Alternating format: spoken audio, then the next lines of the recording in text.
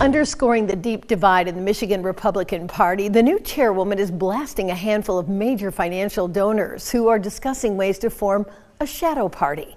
Capitol correspondent Tim Skubic is here for you with more on this in-party fight for power.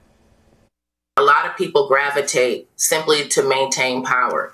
They're not interested in actually solving problems. When Christina Caramo and Matt DePerno ran for statewide office last November, the major donors, many of them in the Republican Party, basically did not open their checkbooks to help out.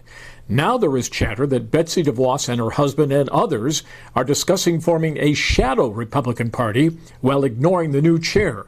That's because they don't like the direction she is taking the party. Chairwoman Caramo, for her part, says she'll ignore them. I'm not going to waste any mental energy on these individuals. She adds these are the same people who ran the party into the ground. 3 cycles in a row, Republicans have been completely decimated, and neither are the same individuals who are in charge. So clearly they didn't know what they were doing. But her critics argue, under the influence of Donald Trump, who endorsed Ms. Caramo and Mr. DePerno, the party took a shellacking last November.